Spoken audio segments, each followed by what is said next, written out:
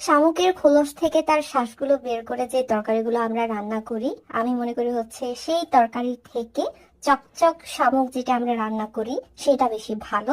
মানে আমার সেটা বেশি ভালো লাগে আর কি। তো আজকে হচ্ছে আমি আরেকটা শামুকের রেসিপি নিয়ে তোমাদের সামনে চলে এসেছি। কিভাবে রান্না করলাম, রান্নার জন্য আমাদের এখানে কি কি ইনগ্রেডিয়েন্টস লেগেছিল, সবকিছুই থাকবে আজকের এই ভিডিওতে। আজকের এই শামুকগুলো ছিল একদমই কাদামাটি দিয়ে ভরা, সদ্য বিল থেকে তারা তুলে নিয়ে এসে বিক্রি করছিল, তো আমরাও সেখান থেকে কিনে নিয়ে এসেছিলাম। প্রথমে আমরা শামুকগুলো ভালো করে ধুয়ে নিব, মানে ভালো করে পরিষ্কার করে ধুয়ে নিতে হবে, যেন তার পাচ্ছ শামুকগুলো কিন্তু একদমই ছকছকে হয়ে গেছে। তো এখন আমরা শামুকের লেজগুলা কেটে নিব। যখন আমরা চকচক শামুক রান্না করি তখন হচ্ছে আমরা এভাবে শামুকের লেজগুলা মাস্ট বি কেটে ফেলি। তো আমি তোমাদের এখানে একটা কথা বলে রাখি, সেটা হচ্ছে শামুকের লেজ না কাটলে হচ্ছে শামুকগুলো শুষে খাওয়া যাবে না। শামুকের লেজগুলা কাটা হয়ে গেলে আমরা আবারও শামুকগুলো লবণ দিয়ে পানিতে ভিজিয়ে রাখবো। তারপর আমি চলে গেলাম সাবান পাতা আনার জন্য। তোমরা দেখতে পাচ্ছ গাছগুলোতে কিন্তু অলরেডি কাঠি বেরিয়েছে। তো আমার আবার এই সাবান গাছের কাঠি খেতে খুবই ভালো লাগে। আমার মতো কার কার সাবান গাছের কাঠি পছন্দ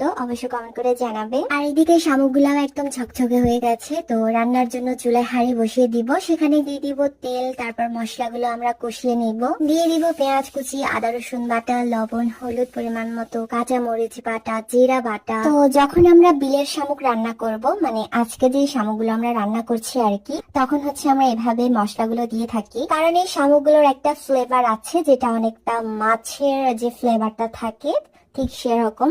তো তার জন্য হচ্ছে এই মশলাগুলো মাস্ট বি দিতে হয়।